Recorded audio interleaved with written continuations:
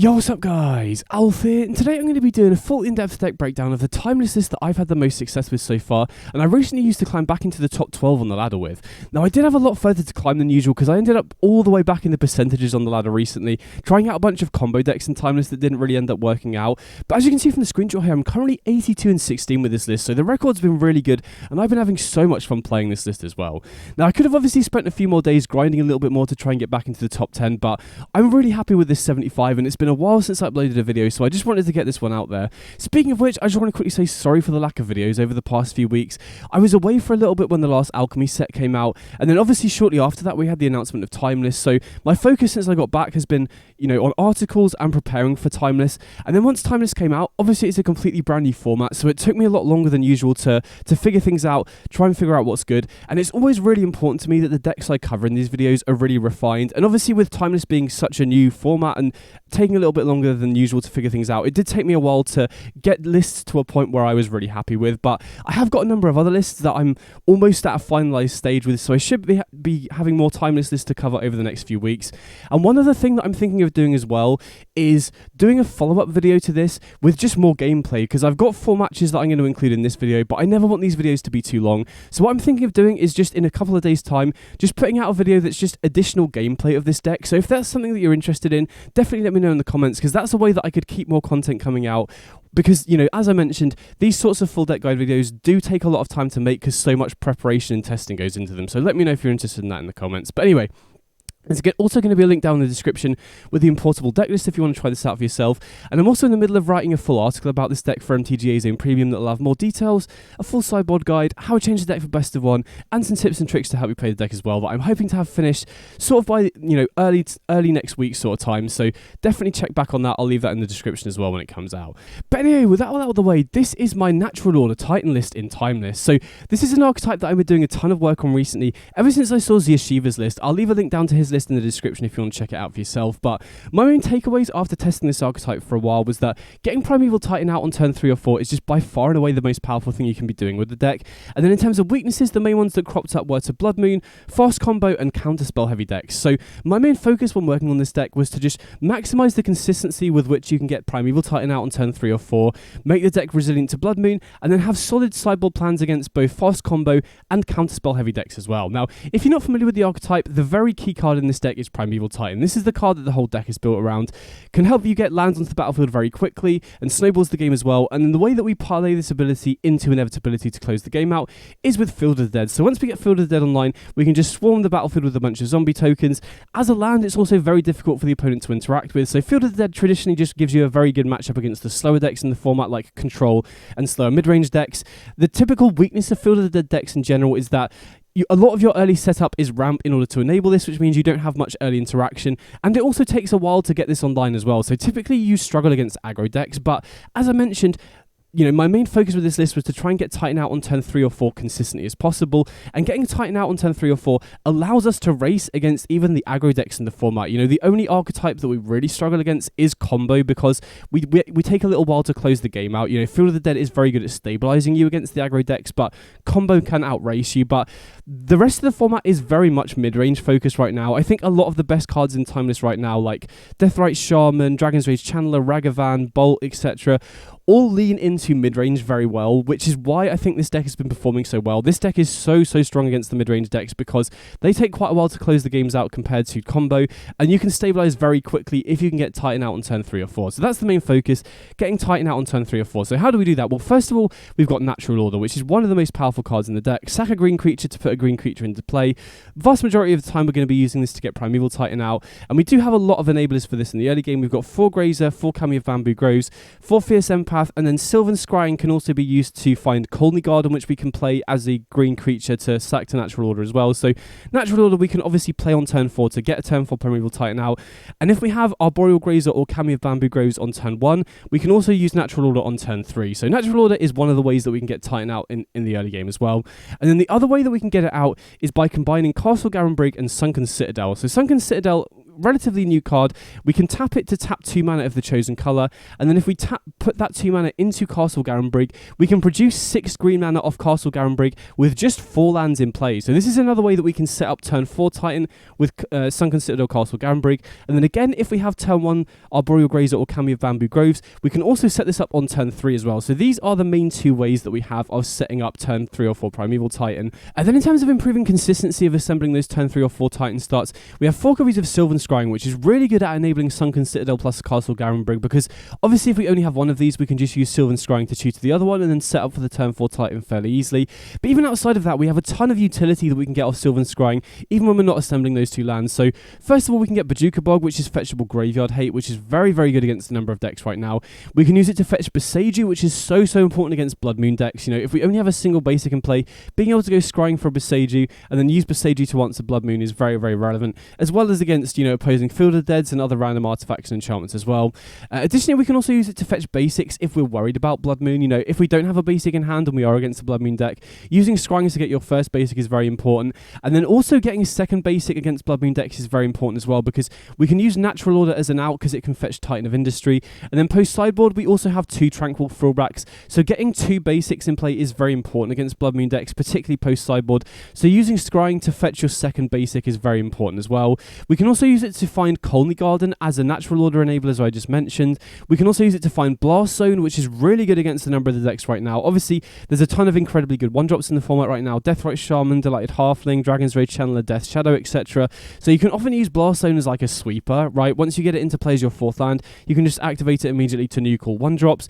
We can use it to find Cavernous Souls against control or counterspell heavy decks. We can use it to find Radiant Fountain against, you know, any deck where we just need a bit of life to stabilize. We can also use it to find Field of the Dead if the game's going long and we just want to, you know, get Field of the Dead in play, start producing tokens against a control deck, for example. So Scrying, great at enabling the turn 4 Titan of Sunken Citadel and Garenbrig, but has a ton of utility outside of that as well. And then we've also got 4 copies of Once Upon a Time, which is just so perfect in this deck at improving consistency, because not only can it help us find any lands that we're missing, you know, it can help us assemble Sunken Citadel plus Castle Garenbrig as well, but it can also help us find 1-drops to help accelerate for that turn 3 Titan. It can help find Titan itself. If we can't find Titan, we can also use it to find Fierce Empath, which finds Titans. So Once Upon a Time is just another card that is just here to just maximize consistency of those fast starts, which this whole deck is essentially built around.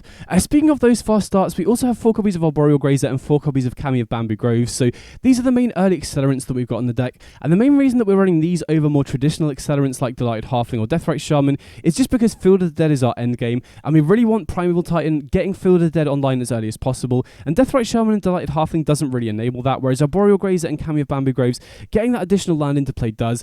Additionally, you know, to enable turn 3 Primeval Titan off Sunken Citadel plus Castle Garenbrig, we need to have 4 lands into play, and Arboreal Grazer and Cameo of Bamboo Groves are the only cards that enable that, which is pretty big. Now, in order for these to be successful mana accelerants, we do need to be running a very high land count, because the big issue with these is if you use them and then you miss land drops in the first few turns, they don't really work as accelerants, so we do need to run a very high land count. But in this deck, we have 28 lands, plus Generous Scent, which kind of counts as another land, and Once Upon a Time and Sylvan Scrying also find lands as well, so we do have a very high effective land count in this deck. Now, in terms of the actual creatures themselves, Arboreal Grazer is a decent blocker, right? 0/3 can stonewall a lot of the very, you know, early played creatures like Ragavan, Dragon's Rage Channeler without Delirium, etc. It also having reach is very big as well, because one of the other weaknesses of this deck is 2 flyers, right? Field of the Dead is obviously very good at stonewalling the game against ground creatures, but flyers like Arclight Phoenix, Dragon's Rage Channeler once it gets Delirium can be problematic. And now Arboreal Grazer only having 3 toughness does mean that it typically dies to those flyers, but using it as a blocker to just buy a bit of time, prevent some damage, can be the difference between stabilizing and not. So Grazer, very effective as a blocker. Cameo of Bamboo Groves is only a 1/1, so it does die to Orcish Bowmasters, but it having 1 toughness does mean that it can trade with Ragavan early on, which is pretty big if the opponent doesn't have a removal spell. But more importantly than that, it also has a channel ability to put 2 forests into our hand, which is really big, first of all, because, as I mentioned with these accelerants, you really need to keep hitting your land drops for them to be effective. So Cameo of Bamboo Groves, being able to guarantee your next 2 land drops once you have access to 3 mana is really big. And then on top of that, it also puts basic forests into your hand, which is very, very big against Blood Moon. As I mentioned, 2 of the main ways that we have of getting rid of Blood Moon, especially post-sideboard, is Natural Order into Titan of Industry and Tranquil Throwback, and using Cameo of Bamboo Groves to find you that second basic, even if the opponent already has a Blood Moon in play, is really, really big. So the channel ability on this is so big as well. Don't forget about that. One other thing to note as well, that I'll talk about a little later when I get to the lands, is that because Kami of Bamboo Groves produces basic forests, if you're fetching a basic in the first few turns, you should always fetch your snow-covered forest first, because they have different names, right? Obviously, forest, snow-covered forest count as 2 different names for Field of the Dead, so always fetch your snow-covered forest first, in case you end up channeling the Kami of Bamboo Groves for just a regular forest later in the game. And then in terms of other cards that improve the consistency of the deck even further, we got 4 copies of Fierce Empath, which is a 3-mana 1/1 that can tutor the Primeval Titan. So obviously this whole deck is built around getting Titan into play in the early game, so having an extra way to find it is really, really big in terms of improving consistency. Also works very well with Once Upon a Time, because with 4 Titan and 4 Empath, which can find Titan, we can maximize our chances of finding our top end of Once Upon a Time, which is really big.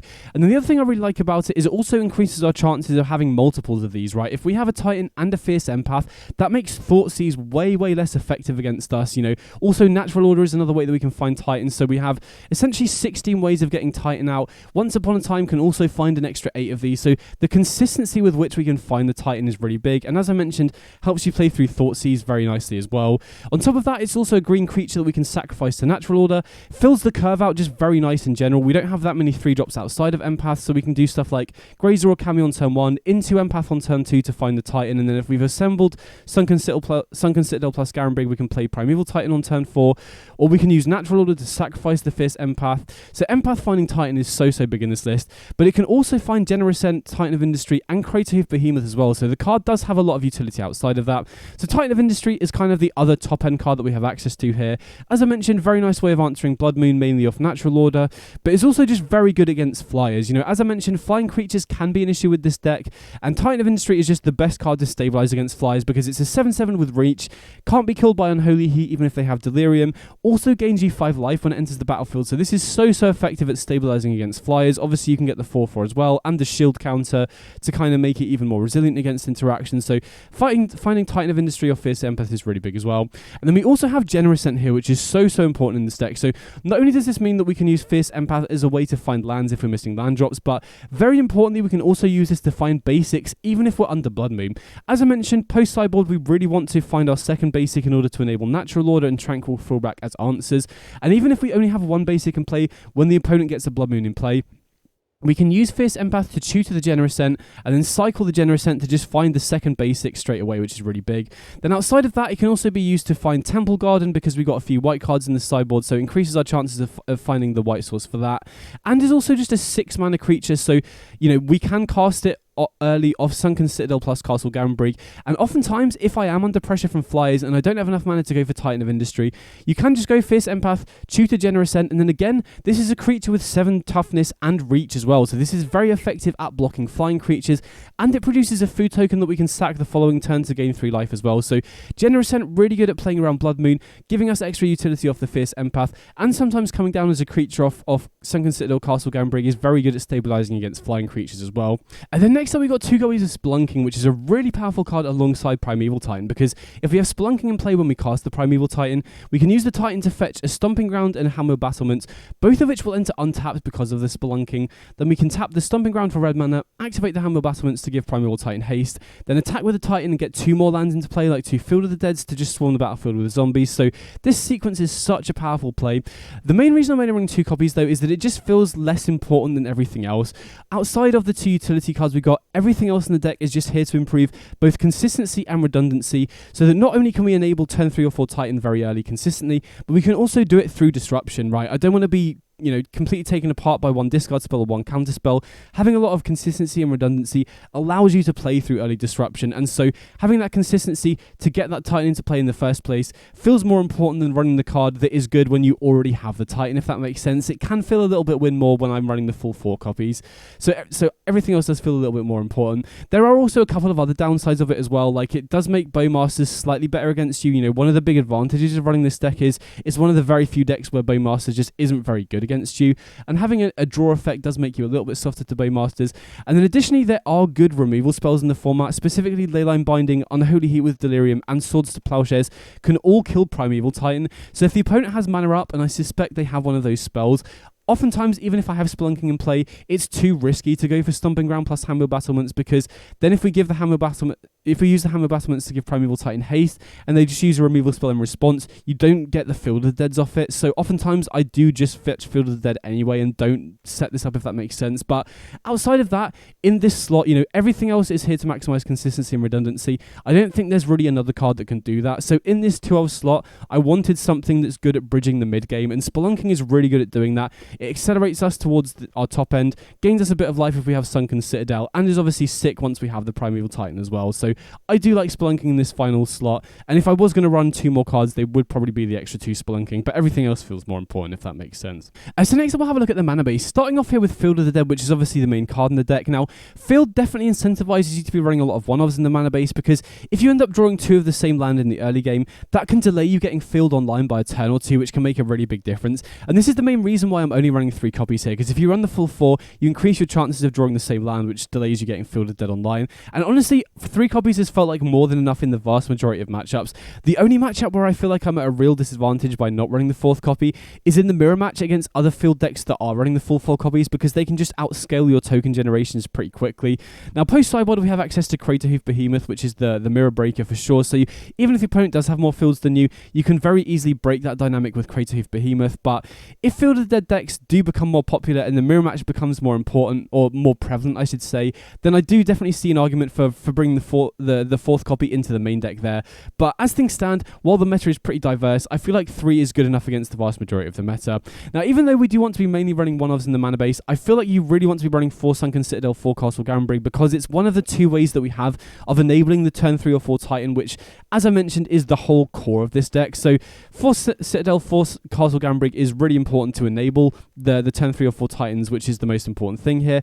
But outside of that, everything else is 1-ofs. I guess the fetch lands aren't 1-ofs, but these can be used to find our 1-ofs, so they don't really count. The main reason why I'm running a lot of fetch lands here is, first of all, because it provides us with more ways to play around Blood Moon in the early game. Being able to use this to find a snow-covered forest on turn 1 just helps us hedge against Blood Moon. And we also do have some white cards in the sideboard, which we need Temple Garden to be able to cast. So running a lot of fetch lands not only enables us to play around Blood Moon, but it also enables us to find white mana for our sideboard cards more effectively. And they're also useful to fetch off Primeval Titan if we want to be able to make tokens at instant speed, right? These essentially count as doubling up Field of the Dead triggers, because we can obviously sack them to get an additional land. We can also do it at instant speed, which enables us to play around sweepers and stuff like that pretty effectively. So fetch lands are very important to help us find basics, help us to find Temple Garden, and also help us to make tokens at instant speed with Field of the Dead in play. And the rest of the lands I'll go through very quickly. Paducah Bog, very nice to be able to exile graveyards that we can find off Sylvan Scrying and Primeval Titan. Handmill Battlements is part of Spelunking. Boseiju is a green source that we can also use to answer Blood Moon and other artifacts and enchantments. Again, very nice to tutor off Sylvan Scrying. Then we've got both Forest and Snow-Covered Forest. So we've got 2 basics in the main deck to help us play around Blood Moon. And they've obviously both got different names, so they count as different lands for Field of the Dead. Stomping Ground is here to be able to use with Handmill Battlements, and also another fetchable, right? We have got 6 fetch lands, so we do need a decent number of fetchable lands, or we're going to end up in situations where we run out of stuff to fetch with our fetch lands as well. Temple Garden is here to be able to cast our white lands. Blast Zone, very nice to fetch off Sylvan Scrying and Primeval Titan if we need to be able to answer 1-drops. Cavern of Souls, very nice to be able to search if we're against the counterspell deck. Radiant Fountain, very, very important to be able to find off Primeval Titan as a way to stabilize against decks. There's a lot of decks with good reach off stuff like Lightning Bolt and Flyers as well, so having Radiant Fountain just to buff your life total can often be the difference between stabilizing to win and dying to, stuff like Tribal Flames or Lightning Bolt as well. So that's the mana base, every single land in here is super, super important. So next up, we're going to have a look at the sideboard. Starting off here with 3 copies of Tranquil Throwback. So this is an incredibly flexible sideboard card, and all 3 modes of this are very relevant against a lot of the decks in the metagame right now. So the ability to destroy an artifact or enchantment, first of all, very relevant against Blood Moon. As I said, against Blood Moon decks, our priority post sideboard is to get both of our basics in play, which we have a lot of ways of doing. And then we have access to both Natural Order into Titan of Industry and Tranquil Throwback as ways to answer Blood Moon. And then obviously, other artifacts and enchantments you play as well, stuff like Leyline Binding and Sneak Attack. This is good at answering as well. Then exiling the opponent's graveyard is also very relevant against a lot of decks. Obviously, there are some decks that are very all in on the graveyard, like Is It Phoenix and Breach combo, for example, but most decks do have some incidental graveyard synergies, whether that's stuff like Dragon's Rage Channeler, Treasure Cruise, Uro, Lura. So this is very, very relevant against a lot of decks that just, cutting the opponent off their graveyard synergies to slow them down a little bit as well. And then the ability to gain full life is also very underrated as well. All of the red decks are running Lightning Bolt right now. Obviously, the Zoo decks are running Tribal Flames, and this is a very linear deck that doesn't have much interaction, so the ability to just gain a bit of life, it really makes a difference between stabilizing and setting up your game plan, or getting run over by the faster decks as well. So Thrillback, while it's not the most efficient card at anything it's doing, it's incredibly flexible, and this deck is also very good at accelerating, so it's not uncommon for us to be able to play this early on and activate 2 or all 3 of the modes. So Thrillback, very, very flexible sideboard card for sure. The next up, we've got 3 copies of Thrun, 1 copy of Carnage Tyrant, which is our main way of pivoting against counterspell decks. So Natural Order is one of the best cards in the deck, but it trades very poorly with counterspells because you have to sacrifice a creature as a cost. So post sideboard against either control or counterspell heavy tempo decks, I tend to board out the 4 copies of Natural Order and board into 3 copies of Thrun, 1 copy of Carnage Tyrant, which are all uncounterable threats that are very difficult for them to deal with. So Thrun is especially hard for the metagame to deal with. It can only really be answered with sweepers, which are very uncommon right now. Even the white control decks typically don't run many sweepers, and a lot of the ones that are choosing to run Divine Purge, which doesn't actually answer Thrun. So Thrun, very, very good way of, having a threat that's very difficult for the counterspell heavy decks to stop, can close out games, and is also a very good blocker if the opponent's playing a tempo deck as well. And the reason I've got a 3-1 split with Carnage Tyrant is because I wanted an uncounterable threat that I can tutor off the Fierce Empath, right? So that's the reason I've got the single copy of Carnage Tyrant here.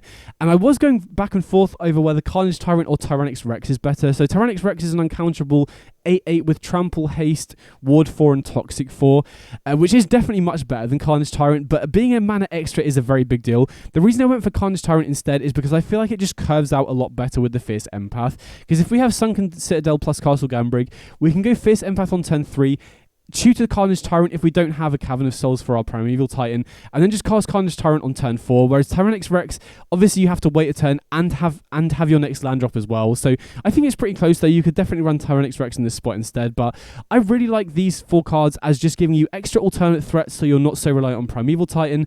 A lot of the tempo decks are going to be bringing in Blood Moon against you, and if you do get both of your basics in play, Primeval Titan isn't that good under Blood Moon because it turns off Field of the Dead, but having access to Thrun and Carnage Tyrant as alternate ways to close the games out that these sorts of tempo decks just can't answer is a really good way of winning those sorts of games. So then the other archetype that I wanted to improve the matchups against post-sideboard was fast combo decks, because game 1, fast combo is by far your worst matchup. You don't have any way to interact with them, and you're not really closing the game out particularly quickly. You're not really killing before turn 5 or 6 usually, which gives the opponent a lot of time to assemble their combo. And so post-sideboard, I really wanted combo hate cards to cut the opponent off their combo, and then we can fairly easily beat their backup game plan. And Deafening Silence is so good because the most common combo decks I've come across so far are storm-based combo decks like Underworld Breach and Beseech the Mirror, and Deafening Silence basically shuts off their combo completely. I also wanted to improve the matchup against Is It Phoenix, because Phoenix is another deck that can be tricky. Flyers are an issue for this deck, but most decks typically don't run that many flyers. Some will run Dragon's Rage Channeler, Ledger Shredder, or Delver of Secrets or something like that. Whereas Phoenix can get back multiple hasty flyers, which is a lot more difficult for us to deal with. And Deafening Silence basically just stops their ability to get back the fast Phoenixes, which is the main thing we're worried about. If we can cut off their fast Phoenixes, we can usually just beat their other creatures fairly easily, and Deafening Silence is really good there as well. Now, it might look very ambitious running white sideboard cards when Temple Garden is the only white land in the whole deck, but we have a lot of ways of finding the Temple Garden. We obviously have the 6 fetch lands and 4 Once Upon a Time to find those fetch lands. We have Generous Scent that can find it as well, and Sylvan Scrying. Not to mention, we've also got Sunken Citadel that can also produce white mana if we need it to as well. So even though we've only got 1 Temple Garden, we do actually have a lot of ways of finding that white source to enable us to play them. And the main reason why I'm splashing into white in the sideboard is that I just feel like the white sideboard combo hate cards are just the best in slot by far, right? The next best option outside of stuff like Deafening Silence is Damping Sphere, and Damping Sphere is really awkward in this deck because it shuts off Sunken Citadel and Castle Gambrig, producing extra mana, which is such an integral part of our game plan. So Deafening Silence just feels like the best in slot at stopping the Storm combo decks as well as Is It Phoenix. Speaking of which, I also feel like Rest in Peace is just so much better than any of the other graveyard hate right now. And we've also got 3 copies of Stonebrain, basically just for the other combo decks that Deafening Silence and Rest in Peace doesn't hit. Specifically, the main ones I'm worried about is Tainted Pact. I think Tainted Pact is an interesting matchup where, unless they have a fast Tainted Pact Thassa's Oracle, we typically just beat the rest of the deck fairly handily. Obviously, the more control variants with a lot of counterspells can be tricky, but we can pivot into the Thrun Carnage Tyrant plan. But Tainted Pact specifically can be very tricky because we don't have any way of stopping an early Tainted Pact. Whereas if we can Stone Brain away their Tainted Pact, that just shuts that off, and then we can fairly easily beat the rest of their deck. And then obviously there are other combo decks about as well, like Yawgmoth and Goblin Charbelcher as well, that Stone Brain is very effective against. So, between Deafening Silence, Rest in Peace, and Stone Brain, I feel like we have really good ways of just cutting the combo decks off their fast combo, and then the rest of our deck can fairly easily beat the rest of their deck, if that makes sense. And then finally, we've got Crater Hoof Behemoth, which, as I briefly mentioned, is first of all here for the mirror match. I think this is just the easy way to break the mirror match.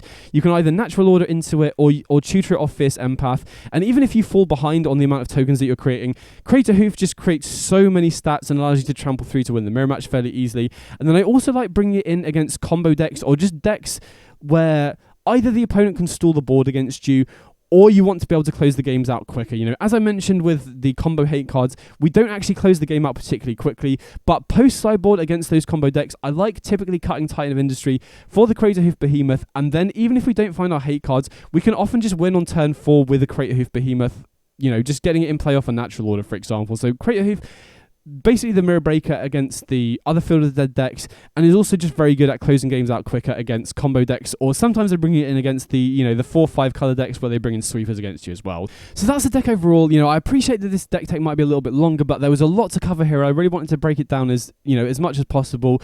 But either way, the deck has been so much fun. It's felt so strong as well when a ton of the meta is very mid-rangey right now, and it's been such a powerful list to play. And next up, I've got 4 matches that I was playing with the lads so you guys can see it in action. As I mentioned, I've also got a bunch of other gameplay recorded as well that probably won't fit in this video. I don't like my videos being longer than like an hour and a half or 2 hours. So if you're interested in seeing more gameplay with this deck, I've got a ton of other matches that I can upload in a day or two in an additional just separate gameplay video. So definitely let me know in the comments if you're interested in that. If you've got any questions about the deck at all as well, definitely let me know in the comments. And I hope you enjoyed the gameplay. Big up.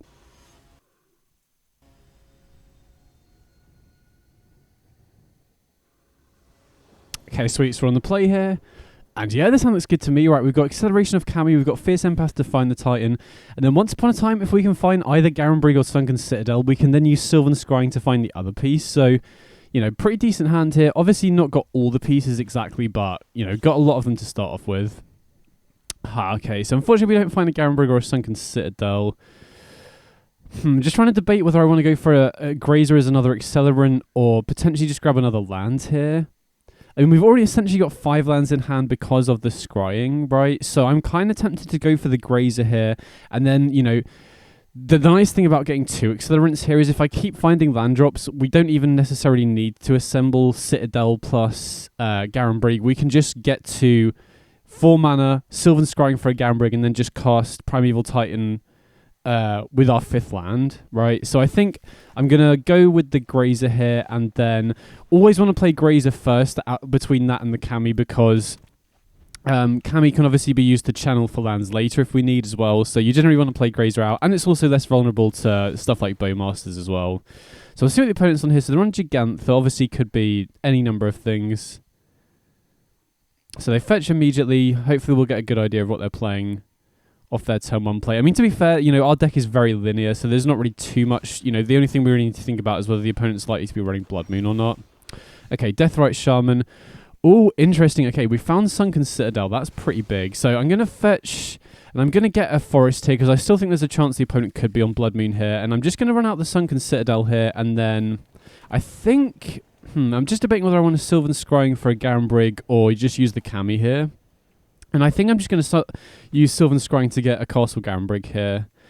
And obviously we don't have the Titan to play immediately next turn, but we can obviously use the Fierce Empath to choose a Titan to go for it the following turn. So feeling pretty good about this spot. Obviously we'd be very, we want to try and avoid Thoughtseize here if possible. Them Thoughtseizing away the Fierce Empath does leave us kind of running on empty here. But, I feel pretty good. We've already got 2 forests here to play around Blood Moon if they are running Blood Moon. But the fact they're on Overgrown 2 makes it slightly less likely. Oh, okay, interesting. So they're either on Sultai or 4 color here. Okay, they play another Deathrite Shaman. That's fine. Grazer just blocking the opponent. Although, to be fair, I think the opponent's probably going to prioritize using Deathrite Shaman's ability here. So here, I think we're just going to go Fierce Empath into Kami. And obviously, we're going to use the Fierce Empath to choose a Primeval Titan here. Now, again, if they have a way to stop the Primeval Titan. If they have a counterspell, that's going to be rough. If they have a counterspell for the Empath, that's also going to be kind of rough. So maybe there's an argument to using Sylvan Scrying to get a Cavern of Souls. That was the other card I was kind of thinking about, but I think the only counterspell I've really seen these sorts of Sultai lists run is Memory Lapse, which isn't really too much of a concern unless they have a Ragavan, because we can just cast it again the following turn. But, I mean, there is definitely a consideration, maybe because we already have a bunch of lands and we're not really going to be accelerating into a turn 4 Titan. Maybe it was better or safer there at least to use the Sylvan Scrying to get Cavern of Souls. Oh, well, they have Drown in the Lock. Okay, I'm very happy for them to use Drown in the Lock on a Kami rather than like a Titan later in the game. I mean, obviously we don't have enough stuff in the graveyard for Drown in the Lock to be able to counter the Titan here, which is obviously great. And again, you know, got to hope they don't have a counterspell here. But again, from the Sultai list that I've seen, I think most people are running stuff similar to what Croaky's posted, where they're typically on Memory Lapse, which again, you know, isn't really too much of an issue because they don't really have a good way to get it off the top like Ragavan, so we can just recast it again the following turn. But yeah, if we had seen counterspell there, it would have obviously been better to Sylvan Scrying for Cavern of Souls instead of Castle Garenbrig. And I still think that's potentially a better line. Although having said that, if we had gone for Cavern of Souls, we wouldn't be able to cast the Titan this turn. Right, Castle Garenbrig is going to be able to enable us to cast the Titan here. So they could still very well have a counterspell. Spelunking is interesting, but I think I'm just going to jam here. And I'm just debating whether I want to play an untapped land or not. I don't think I'm worried about anyone playing Censor or Jwari Disruption, really. I haven't seen anyone playing that.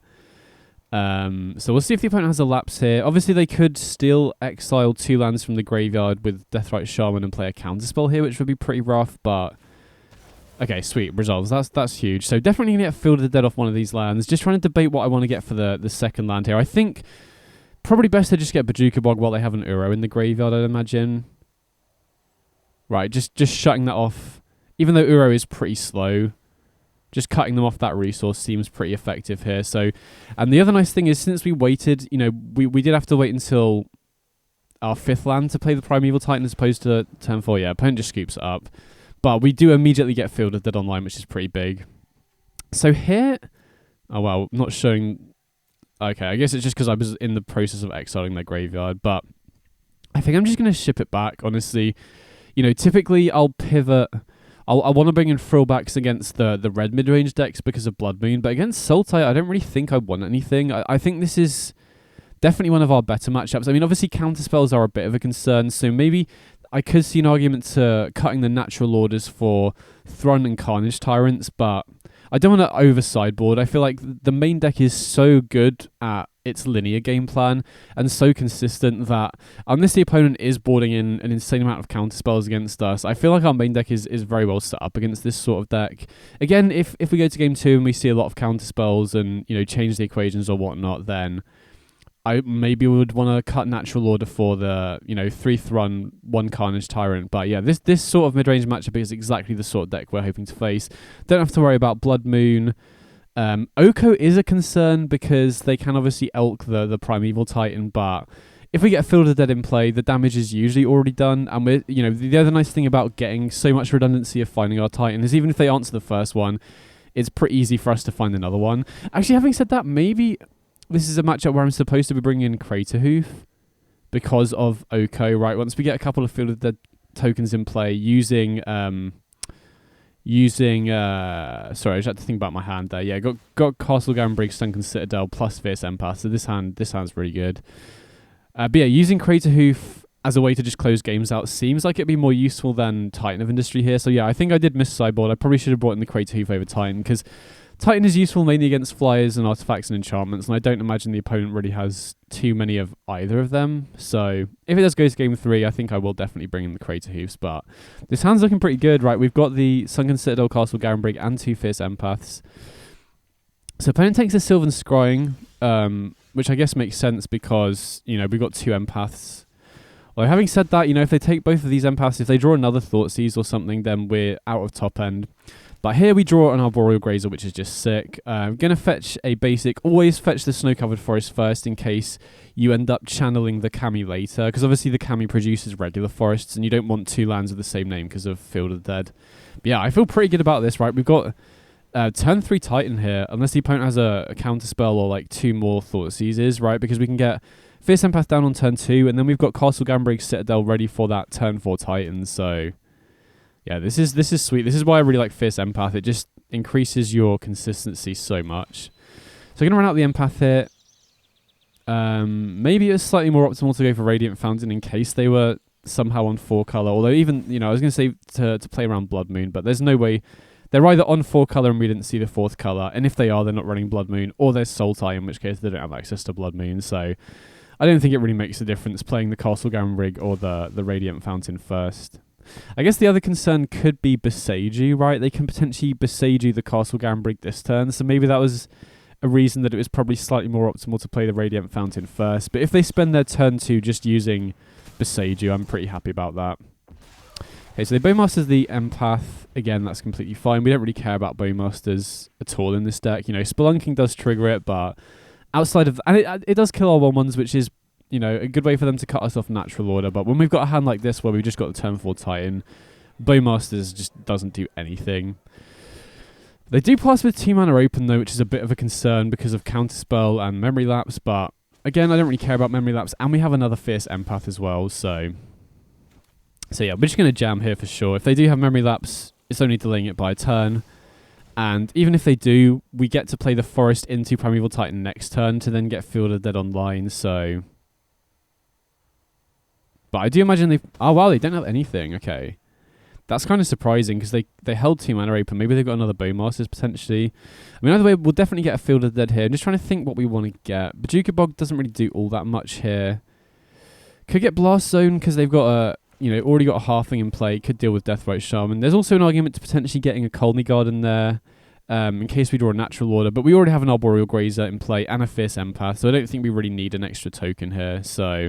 Blast Zone seems like the highest upside if they do end up playing, you know, multiple Deathrite Shamans or whatnot. But yeah, I feel pretty good about this spot for sure. We can just play Forest next turn, trigger Field of the Dead, potentially attack with the Titan. I mean, obviously they could have Oko to Elkit, but, you know, we already have Empath to go again. Wow, they just cast Treasure Cruise, sure. So that's really good to see. Wow, and they miss a land drop. That's kind of rough for them. Yeah, opponent just keeps it up. Yeah, this is the exact sort of deck that we want to be facing with this list.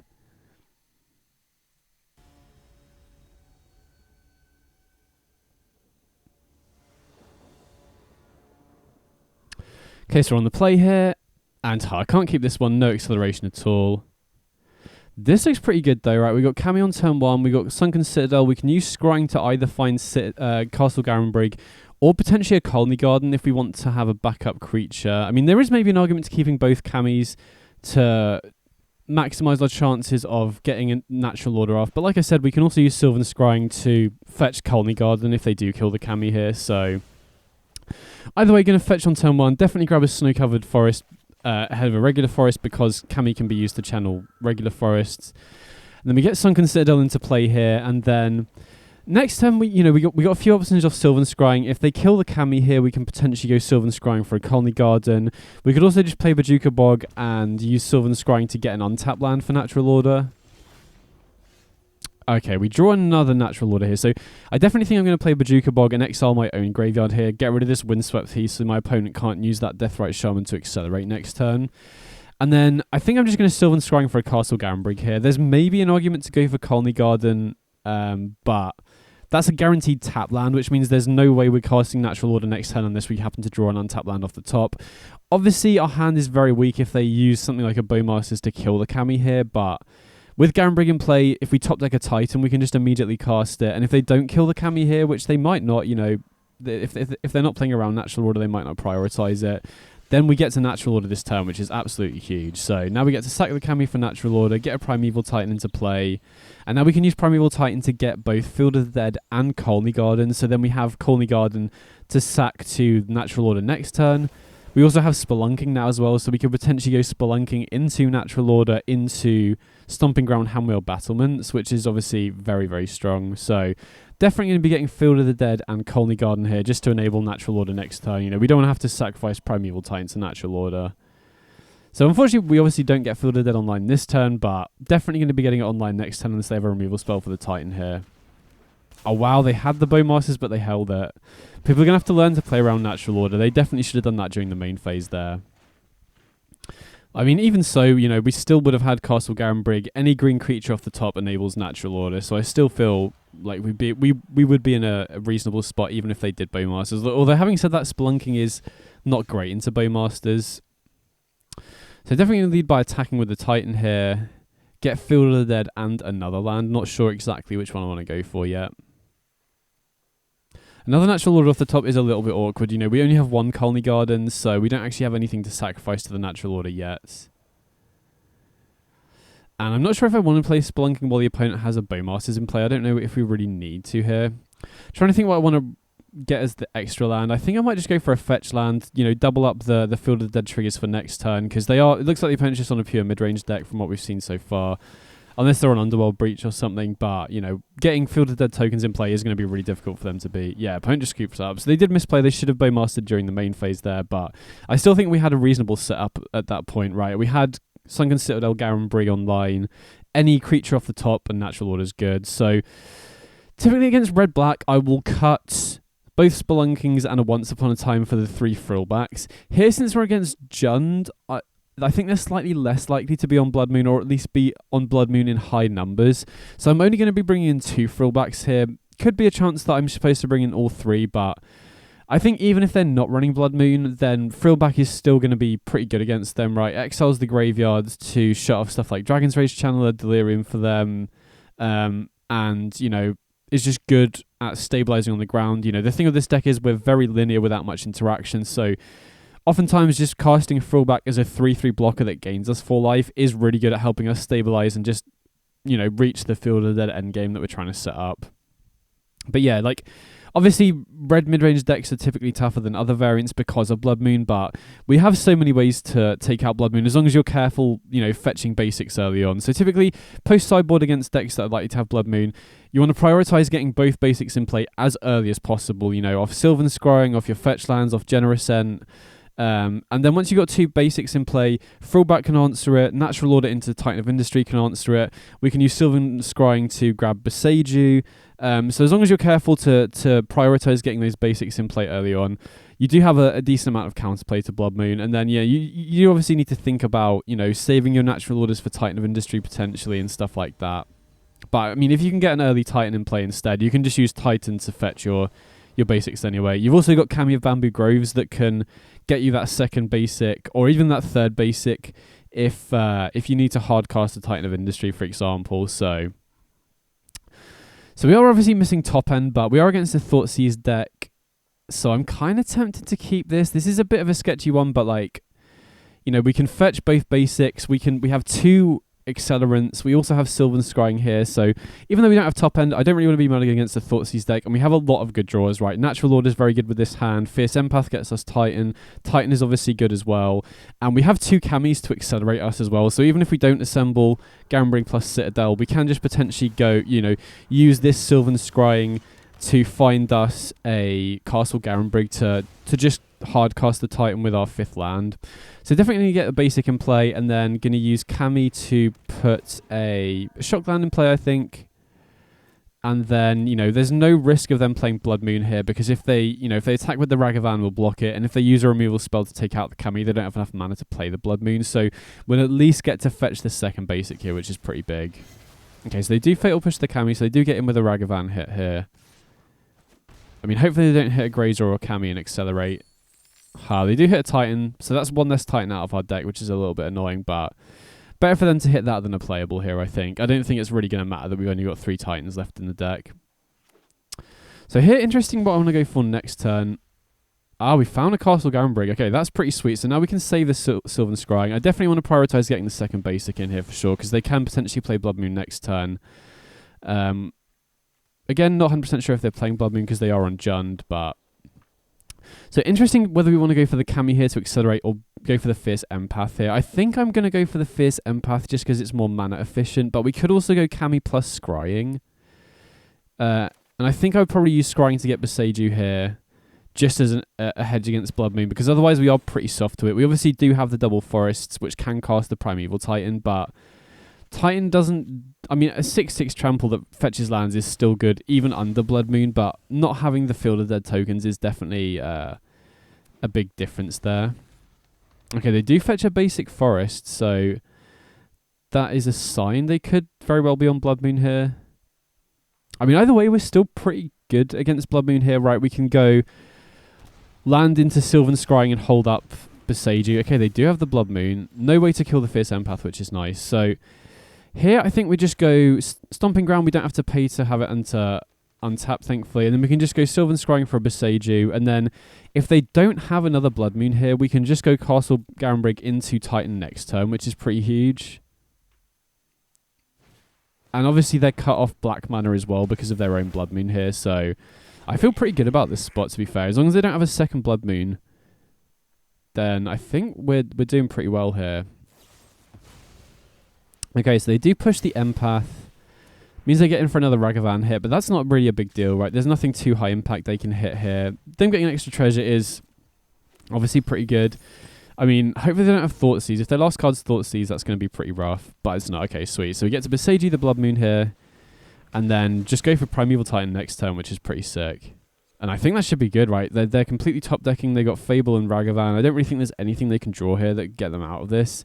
Even something like a Minscombe would probably be too slow at this point. Because we're immediately going to be triggering Field of the Dead this turn. So what do we want to get in addition to Field of the Dead here? We've got a few options. We could get a fetch land. We could get Colony Garden. I'm going to just go for the Colony Garden. Just as an extra blocker and in case we draw Natural Order. But maybe it's better to go for a fetch land. Actually, no, wait. Fetch lands are bad here because I've already got all my fetchables. Okay, so very very glad I didn't get a fetch land because that would have just been a complete miss. But okay, opponent just keeps it up. So that's the power of this deck. We just completely, you know, as long as we can play around Blood Moon, we just completely go over the top of all the mid-range decks, which accounts for a lot of the format.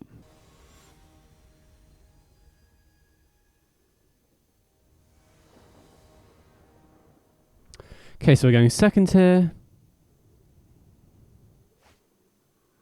And I can't keep this. Nothing before turn 3 is obviously just way too slow. This looks pretty nice though. We got Kami on turn 1, we got Natural Order and Primeval Titan, so we can use Sylvan Scrying to find Sunken Citadel here. So I think I'm just keeping 6 here and probably putting back the Spelunking. You know, Spelunking is obviously really nice with Titan, but having multiple ways to get the turn 4 Titan out here is really nice in case the opponent has Thoughtseize or counter spells. Okay, so turn 1 Halfling from the opponent. Not exactly sure what they're on just from that, but either way, I'm going to fetch for a basic here because they could very well be on Blood Moon. So, you know, getting the second basic is going to make this Natural Order an out to Blood Moon. In case they are just on red-green, right? We can use Natural Order to get Titan of Industry in play and just answer it immediately. Interesting, Colony Garden. So, if I had to guess, I'd probably say the opponent is either on Natural Order deck themselves or on Yawgmoth potentially. I've seen a couple of people playing Yawgmoth, but still not 100% sure. Either way, definitely just going to use Sylvan Scrying to get a Sunken Citadel here, and then we've got access to either Natural Order or Primeval Titan next turn because we've got the Castle Garenbrig here, which is pretty big. So opponent plays Overgrown Tomb, so makes me think they could actually be on Yawgmoth, which is pretty interesting. You know, I've only seen it a couple of times so far, but I'm definitely going to lead on the Primeval Titan here just in case they are on a Blood Moon deck and we just haven't seen red yet. And then, you know, we can Natural Order for, you know, keeping the option open to go for Natural Order next turn seems the better option of the two, right? We can use Primeval Titan to get Colony Garden as well, just so we have another piece of fodder. Oh, they are on Jund. Okay, so they're on Sneak Attack, Natural Order, I assume, if they're running Colony Garden. But I'm very glad that I saved the Natural Order here, because now we can go attack with the Primeval Titan and then Natural Order for Titan of Industry. And, you know, opponent didn't have access to the second red, so I think there is a good chance that they do have a creature in hand here that can, you know, that they can cheat into play off Sneak Attack. So I'm going to grab a Radiant Fountain just to buff my life total a little bit, just in case they do have like a backup Sneak Attack into the World Spine Worm or something. By the way, we get to natural order here, get Titan of Industry in play, force them to have another natural order or sneak attack. No, okay, opponent just keeps up. So sneak attack is definitely a scary deck. I'm definitely going to be bringing the throwbacks here because they are also a Blood Moon deck a lot of the time. And then I think I'm just going to trim Once Upon a Time. Don't think I really want to trim anything else because Sylvan Scrying is very good at finding Boseiju as an answer to Blood Moon. But Sneak Attack is the one combo deck that I haven't really found. I don't think there's a good sideboard plan against them to shut off their game plan. From my experience, I think against the Sneak Attack decks, you just need to try and race and then disrupt wherever you can, like we did in that game with Natural Order. But, it's you could bring in Stone Brain to take out Sneak Attack, but they're also a Natural Order deck. So if you take out the Sneak Attack, you then just, waste a turn using the Stone Brain, and then they just use, Natural Order instead. If you take out the Worldspine Worm, they still have Atraxa. So I don't think any extraction effects or any hard combo hate really works against them. Again, you could bring in Pithing Needle for Sneak Attack, but then they just use Natural Order. So my experience this matchup, you just try and race like we did that game, right? We got out ahead. Opponent did have a slightly slow draw with only one, access to one red source, but we do have ways to disrupt what they're trying to do. So this is definitely one of the tougher matchups, though. It is kind of a fast combo deck that can go over the top and does play Blood Moon itself, but we can race a lot of the time. So that's basically I think that's the best way to approach the matchup, is basically what I'm trying to get at here. So definitely going to be fetching the second basic, play around Blood Moon a little bit, because most of the lists that I've seen do play Blood Moon. Get the second basic in play. I don't think we really need to worry about them being a Stone Rain deck in addition to all of that stuff. So with Devil's Sylvan Scrying and a Titan of Industry in play, I think I'm just going to Sylvan Scrying for a Sunken Citadel here, and then Sylvan Scrying for a Castle Garenbrig. Now, that could be a little risky if they do have Blood Moon because, we could have obviously used that second Sylvan Scrying to get Boseiju, but with a Tranquil Thrallback in hand and two basics already in play, I'm not really too concerned about that. Actually, wait, thinking about it, I probably should have fetched the Temple Garden rather than the Stomping Ground there. Oh no, we've cut Spelunking from the deck, so we don't have to worry. Okay, yeah, don't worry, that wasn't a misplay then, because we've cut Spelunking, so the Hammer Battlements line isn't possible post-sideboard, so that doesn't really matter. But yeah, I feel pretty good about this spot, right? We have Sylvan Scrying to get us the Castle Garenbrig next turn, and then we have access to both Thrallback and Titan of Industry going forward. So if they do just slam Sneak Attack a turn earlier, we have two ways to answer it, which is pretty nice. And if we draw Titan off the top, or Fierce Empath into Titan, we can assemble Castle Garenbrig plus Citadel to cast them as well. So Demonic Tutor, not sure what they could. I mean, if they're missing land drops, they could have got a land. Okay, they are missing land drops and they didn't get a land there, which is interesting. So I think I'm going to use Sylvan Scrying to get Castle Garenbrig, and then we can hard cast the Titan of Industry next turn. Could obviously run out Thrallback just as a 3/3 to apply pressure, but I feel like, against a deck that's likely running Blood Moon in addition to Sneak Attack, I want to just save these to try and get more value off them if possible. Well, having said that, maybe it's better to just run out one and start applying pressure, because racing is the way that we win this matchup typically. Okay, they do just jam the Blood Moon, so we just go for the Thrallback here. Make sure that we don't tap out of both greens when we're casting it. And it's always worth waiting until you kill Blood Moon to play Cavern of Souls, because if you play Cavern of Souls while Blood Moon is in effect, you don't get to pick a creature type, which isn't really relevant against this opponent because they're not in counterspell colors, but that's also very relevant with Sunken Citadel. If you play a Sunken Citadel while Blood Moon is in play, you don't pick a color, which means it doesn't tap for mana at all once you do remove the Blood Moon. So that's definitely something to be aware of when you're playing this deck. If you can kill Blood Moon, kill it first before playing your Sunken Citadels if possible. So now they have 2 red. They can potentially go for Sneak Attack here. Yeah, okay. So this is kind of scary. I mean, we do have an answer for the Sneak Attack, but okay, they got Atraxa. I'm actually more happy to see Atraxa than Worldspine Worm here, because Worldspine Worm, if that's what it's called, I can never remember the name of that, but they immediately attack for 8 and then get a bunch of 5/5 trample, which is going to be difficult to race. I mean, having said that, Atraxa does refuel their hands. They do get a Natural Order which can find them the Worldspine Worm. I am definitely going to block here for sure, because the Atraxa gets sacrificed at the end of the turn, so thankfully we do have Titan of Industry as a way to kill the Sneak Attack, but as we can see, they've already got a Natural Order, so they've already got a pretty decent follow-up for the next turn. But either way, we can take out the Sneak Attack here and make a 4/4. We could have gained 5 life there, but I think I do want to start committing to the board here. Get blockers in play in case they do get the World Spine Worm, and then we can start attacking here as well.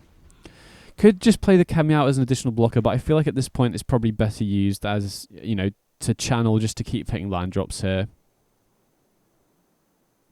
This is also a potential matchup where I could see bringing Crater Hoof, right? Because if they do sneak attack or they natural order into like an Atraxa or something, if we had our own natural ordering on this board state into Crater Hoof just allows us to, you know, get past their Atraxa or their World Spine Worm pretty easily. So maybe I'm supposed to bring in Crater Hoof, although I'm not really sure what to cut. I'm already not a big fan of trimming Once Upon a Time if it can be avoided.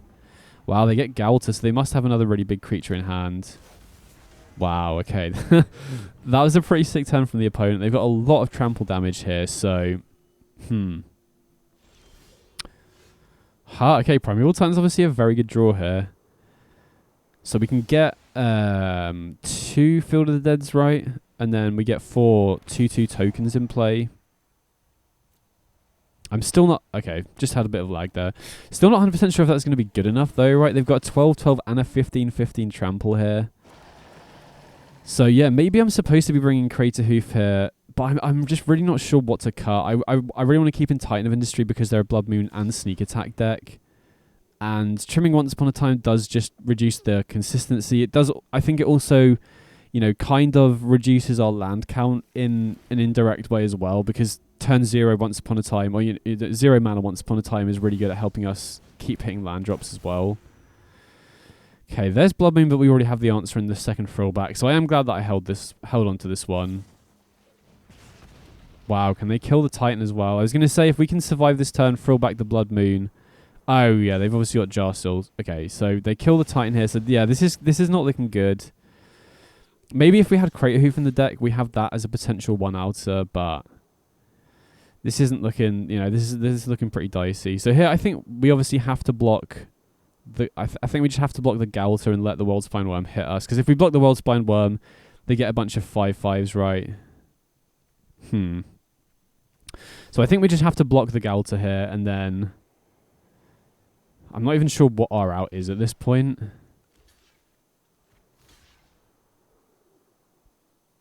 So I think we just block like this. I don't think we can afford to play around Lightning Bolt here. You know, maybe if we find another Primeval Titan, we could get out of this. Right, we throw back the Blood Moon, then we still have Citadel plus Garenbrig to then cast the Titan. And then we get, you know, Field of the Dead 2 other lands, and then we could potentially block the World Spine Worm. So I think that's our out here. Go down to 1. Get, you know, Titan, get Field of the Dead and Radiant Fountains, try and stabilize. But we need to draw Titan this turn exactly.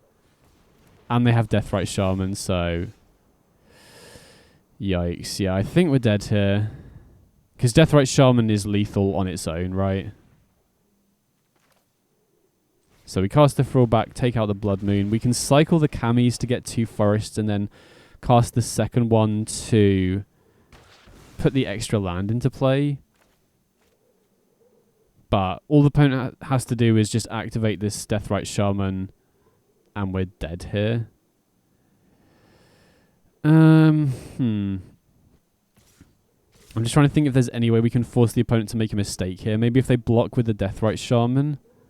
But then we're just dead to the World Spine Worm. So yeah, I think we're just 100% dead here, but... I'll wait a turn to concede, just in case we see another card from the opponent, just to get a bit more information about their deck, maybe. I mean, having said that, you know, we were reasonably close to stabilizing here, even though the opponent had an insane turn with Galta. So that's a very good sign, I think. Yeah, okay, opponents just, yeah, they just activate the Deathrite Shaman and attack with the World Spine Worm for lethal. So here, could bring in Crater Hoof, but I feel like, again, racing is really important in this matchup as well, and I think the card I would have to trim, because they are on Blood Moon, you know, we want to keep Sylvan Scrying as an out to Blood Moon because it can fetch Boseiju, and so the only card I can really see myself cutting here is Once Upon a Time, and as I mentioned, I think racing is super important, and Once Upon a Time really increases your consistency of assembling those fast Titan starts. Maybe we're supposed to bring in Crater Hoof there. I'm not 100% sure. Have to play the matchup a little bit more to decide that, I think. But this hand looks pretty good, right? We've got Once Upon a Time and Kami. If we can use Once Upon a Time to find Castle Garenbrig here, that would be pretty huge. We can also, we've already got one basic. We can use Windswept Heath to fetch the other one as well. So unfortunately we don't find the Castle Garenbrig. I think I'm just going to get another Fierce Empath here. Just to get a bit more top end, because I don't think getting any more lands is that good with this hand, right? Even if we, keep missing lands, we can use the empath, one of the empaths to get a generous ent at worst. And if we keep missing lands, we're going to be drawing more gas anyway, so that's obviously good. Wow, okay, perfect draw. Natural Order's really solid here. So now we can cast the Fierce Empath and get the Primeval Titan. And now we have 2 creatures in play, so we can go Natural Order into Titan next turn. Or we can... Yeah, I think we have to go Natural Order, right? Unless we happen to draw a Castle Garenbrig off the top. And then we've got a backup Titan here, which is pretty huge. So yeah, obviously that Natural Order draw was pretty clutch there, but... we have a decent number of other draws as well. Castle Garenbrig would have been big. Obviously, if we found Castle Garenbrig off the Once Upon a Time, that would have been pretty huge as well. So here, I think I'm going to sack the Kami just because in case they have Fatal Push, they need to trigger Revolt to kill the Fierce Empath here. So we get the Titan in play, and then we'll get Field of the Dead, and I think because the opponent doesn't have any red lands in play, they've got double green. I think I'm going to get Bajuka Bog to exile my own graveyard here to cut them off fetch lands. They need to have a fetch land. Oh, wait, I just noticed. Oh, okay, they've got a fetch land in hand. Okay, that was a misplay.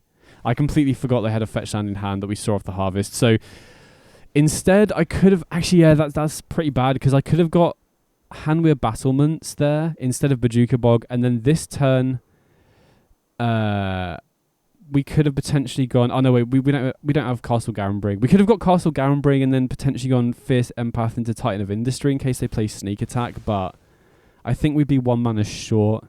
If we went for Hanweir Battlements, could we potentially... Titan and activate the same turn? Okay, I think we're 1 mana short in both instances, so maybe that shouldn't end up mattering massively. I probably should have just got a Castle Garenbrig or a Hanweir Battlements instead, though. Okay, there is Sneak Attack. Yikes.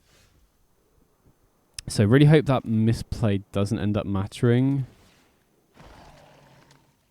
I mean, either way, we've got 2 Titan triggers this turn, which is pretty huge. So even if they Sneak Attack into a Worldspine Worm, I feel pretty good about this. Right, we can get 2 Field of the Deads here. I think we need to prioritize getting them into play first.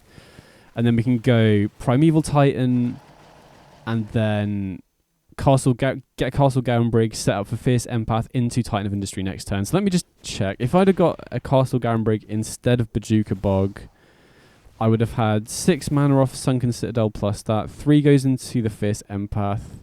So yeah, I think even if we had gone for Castle Garenbrig there, we probably would have been 1 mana short of going Fierce Empath and Titan of Industry in the same turn to kill the Sneak Attack before they can activate it.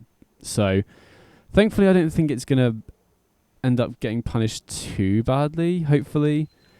And, even off an Atraxis Sneak Attack here, I think we're committing pretty hard to the board, right? We've got 2 6/6s. We've got, 13 zombies. We're going to get 3 more off this Windswept Heath as well. Maybe I'm supposed to get a Hanweir Battlements, actually. I should have got Hanweir Battlements off one of those last Titan triggers instead of a fetch land, potentially, just so that we can haste another zombie to get another attacker. Or we could actually... Yeah, that was another misplay, my bad. I mean, these are all small misplays, but Timeless is, a format where you can get punished for the small misplays. So yeah, I think I should have got Hanweir Battlements off that last Titan trigger, and then we fetch a Stomping Ground off this Windswept Heath, and then next turn we could go Fierce Empath, Tutor, Titan of Industry, haste the Titan of Industry for an extra 7 trample damage. So yeah, made a couple small misplays with my Titan fetches. Hopefully it won't end up mattering. We are very, very far ahead on board here though, right? We've got a lot of power in play, so hopefully we don't get punished. But yeah, these small decisions, it's cool to be playing a format where all these sorts of small decisions can definitely matter. I've been having so much fun playing Timeless because of that. And it's kind of crazy, how complicated the first 2 turns of the game can be in a lot of situations as well. It's been so much fun. Okay, so they've got a natural order here, which is a bit of a concern because they've got another Atraxa in hand. So if they can use the Deathrite Shaman here with one of their fetch lands to go for natural order, potentially go for Galta, put that second Atraxa into hand. And then if they have any more top end, that could be an issue, right? If they're going to do that, I feel like they should probably attack with the Atraxa first, because they'd probably want to keep one to block with, right? Well, they activate Sneak Attack. Interesting. Ah, they have Galta in hand. Right, okay. Jarsil and Atraxa. Okay. I wonder why they didn't attack with the Atraxa first, right? Our opponent just keeps it up. Okay, thankfully that was enough. Thankfully we didn't get punished for those small misplays with the lands there.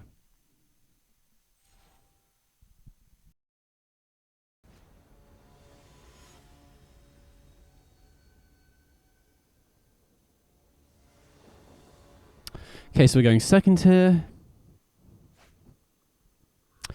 And, I mean, my first instinct was to snap mull this, but we still have a potential turn 4 Titan off Colony Garden into natural order. We already have Castle Garenbrig, which is one of the 2 pieces to hardcast this Titan, so this is such a sketchy keep, but I'm going to try this one, right? It's kind of resilient to Thoughtseize, and we have a lot of good draws that we can potentially hit, so, you know, this is definitely a borderline keep, but we might end up getting rewarded. Okay, Kami's a very good find here, right? Now we do have the acceleration. We can go turn 1, Stomping Ground into Colony Garden.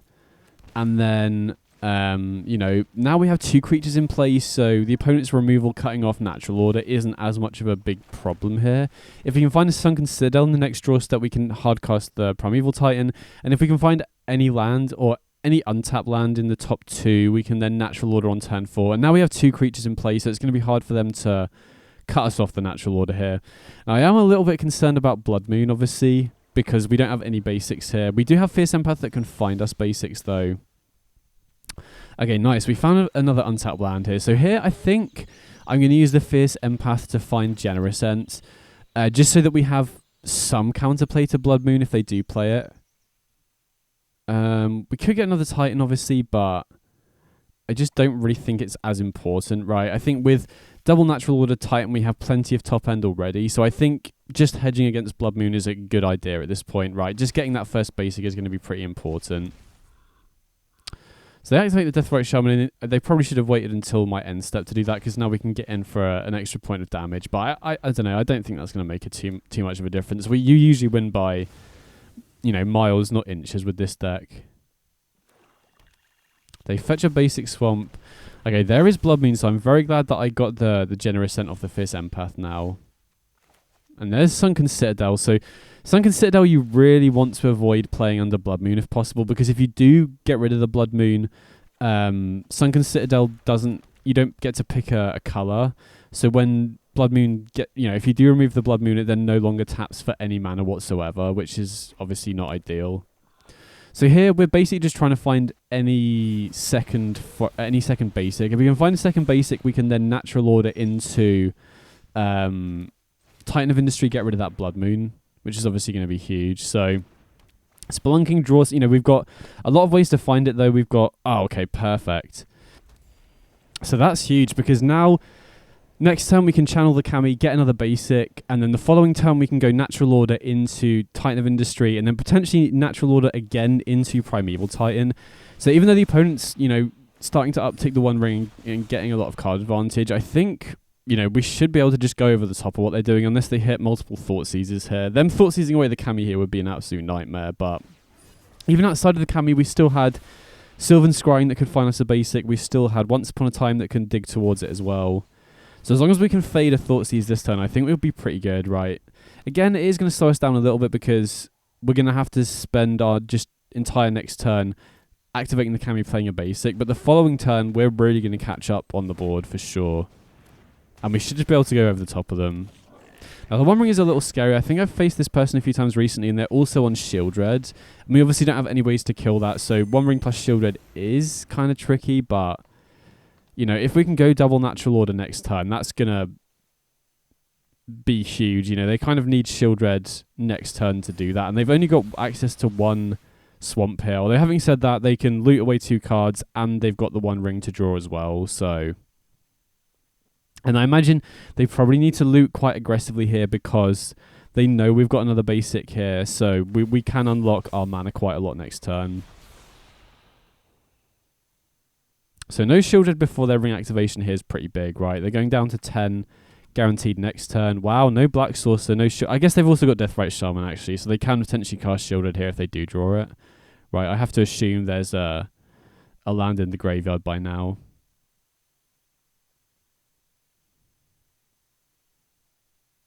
But yeah, next turn's going to be absolutely huge, right? Natural, I think we do have enough mana, right? As long as we remember to tap this, the Sunken Citadel before we kill the Blood Moon, we should just be good to double Natural Order. And then with Spelunking in play, I was going to say with Spelunking in play, we could potentially do the Hamweir Battlements line as well, but we already have a Stomping Ground in play, which is our only red source, so... Oh, wait, hold on. If they kill all of our creatures here, we can't Natural Order. So I've really got to hope they don't have another removal spell. I didn't really consider that. But I assume if they're attacking with a Ragavan, they probably would have killed our plant token if they have another removal spell here. They could have a Bowmasters maybe as well. I mean, they would need exactly 3 removal spells though, which even under 1 ring isn't the easiest thing to achieve. So fingers crossed. I mean, even if they even having killed our 2 creatures, we can still go double Natural Order next turn, right? Because we can go Natural Order. Oh, I really hope they don't Demonic Cheater into a removal spell here. I wonder what they get. They could get a removal spell and then we cut off Natural Order. That would be the best play from the opponent, but they obviously don't know what we've got here, so... And they, as far as they're aware, they don't even know if we're running Natural Order. Some of the Titan lists don't. Okay, phew. So we get to resolve Natural Order here, which is pretty huge. Want to make sure that we tap the Sunken Citadel for it.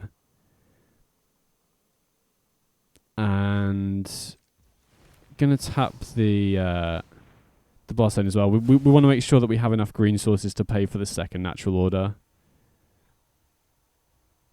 I wonder what they got off the Demonic Cheater. Maybe they got the Shieldred for next turn, and they don't want to use the treasures potentially. But either way, we get to take out the Blood Moon and make a 4/4, and now we can sacrifice the 4/4 to this second Natural Order.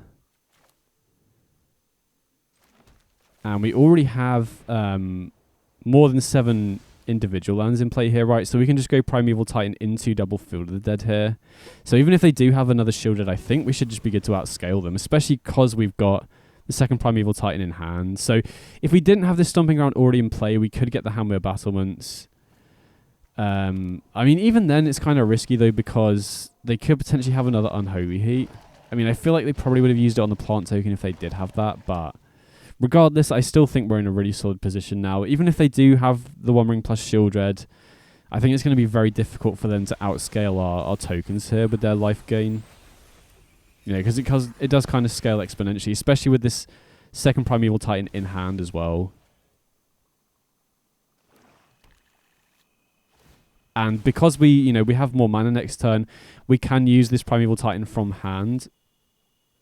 Hold on, we'll see what the opponent does here first.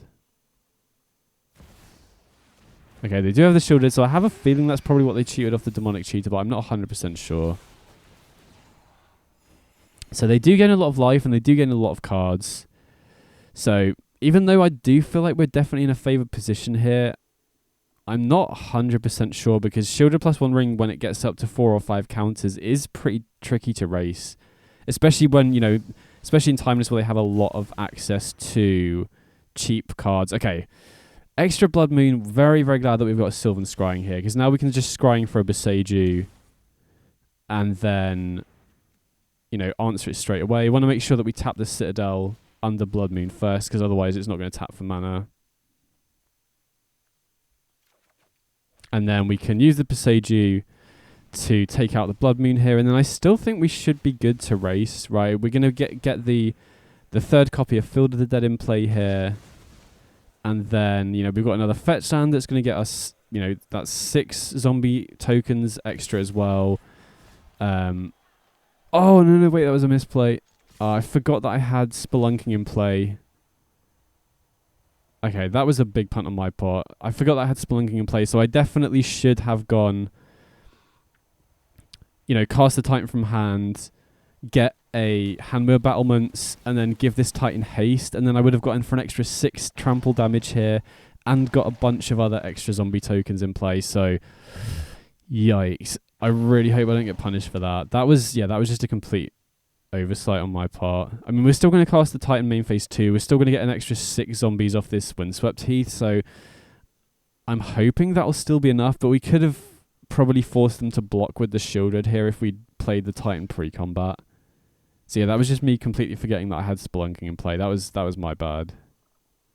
But I still think it should be good enough here, even with the misplay, right? Because they do gain...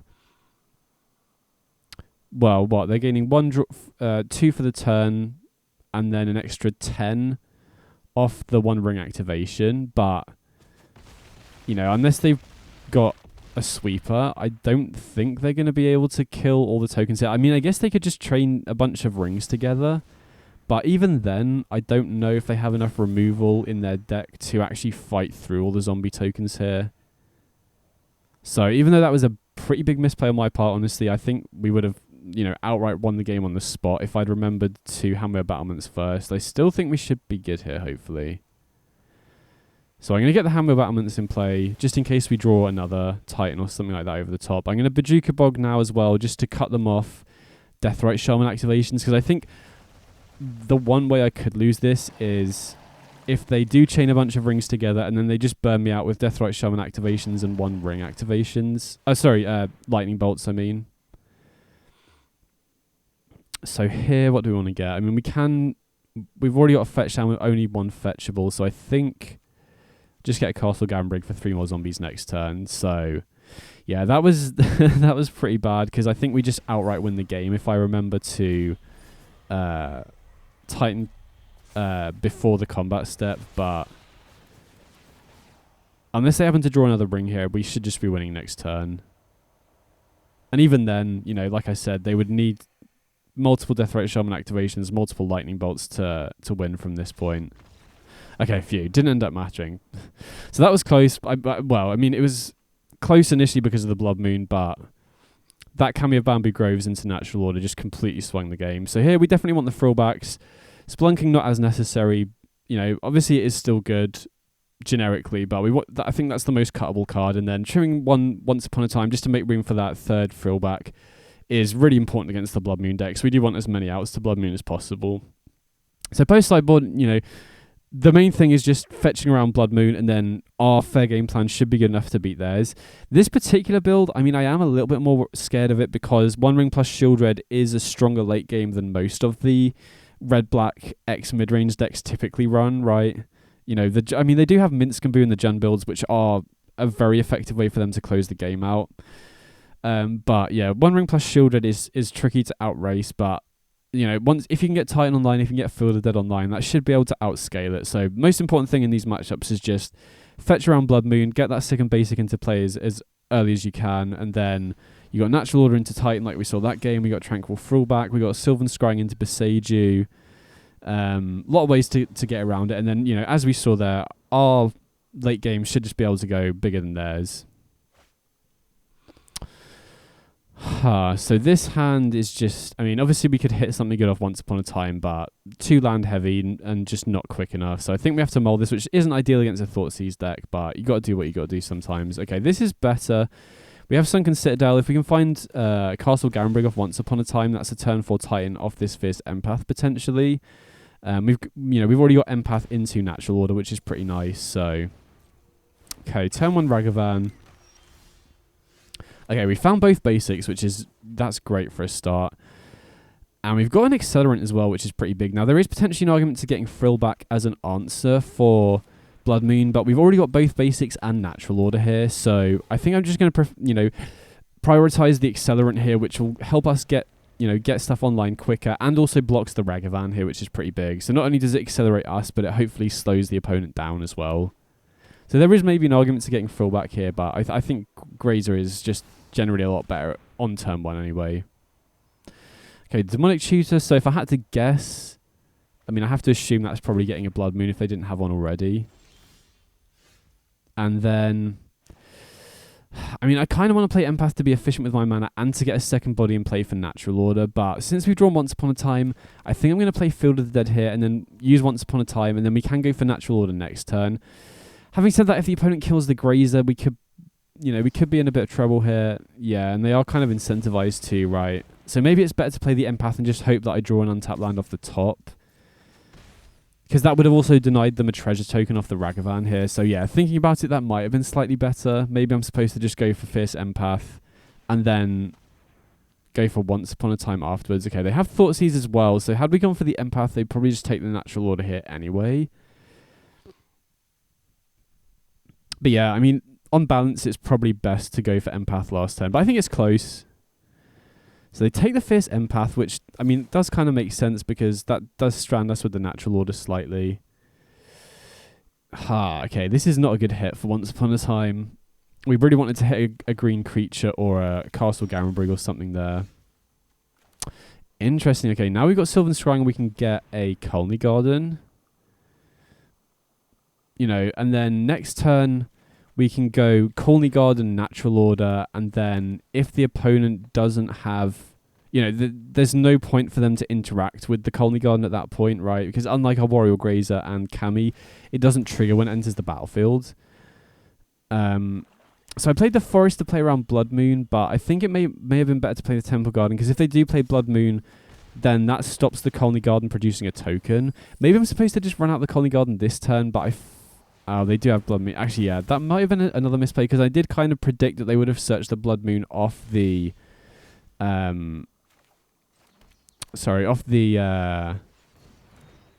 the Demonic Tutor, so I think I probably should have played the Colony Garden that turn. The main reason I didn't was because I was worried about a removal spell, right? They know we have the Natural Order, so if we play Colony Garden, if they have a Bowmasters or a Fatal Push, they just kill it straight away. But because I kind of guessed they would be searching Blood Moon off the Demonic Tutor, I probably should have just played the Colony Garden out straight away.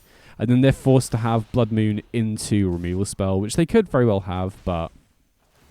So they attack with the Ragavan here. Obviously, I'm not going to block because we really want to Natural Order this Fierce Empath. If they don't have a removal spell here, we can use Natural Order to get a Titan of Industry. Okay, sweet. So we get the Natural Order off, which is absolutely huge here, right? Get Titan of Industry, take out the Blood Moon, and now we've got Primeval Titan ready to go next turn. So this is what I love about this format, though. There's tons of really close, small decisions that can end up mattering. I've probably misplayed a couple of times this game, but, they're all really, really interesting decision points. So I feel pretty good about this spot. Obviously, we are very vulnerable to Thoughtseize, and wow, the fact the opponent only looted away one card off the Fable is not a good sign.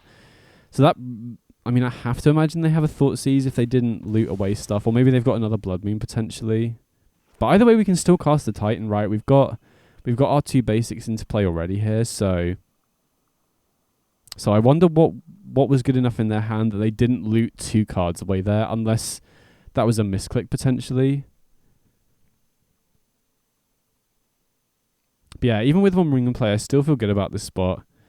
So Blood Moon obviously isn't ideal, but we still have Titan of Industry at 4/4, and we can cast the Primeval Titan as just a 6/6 trampler that's going to get a bunch of lands in play.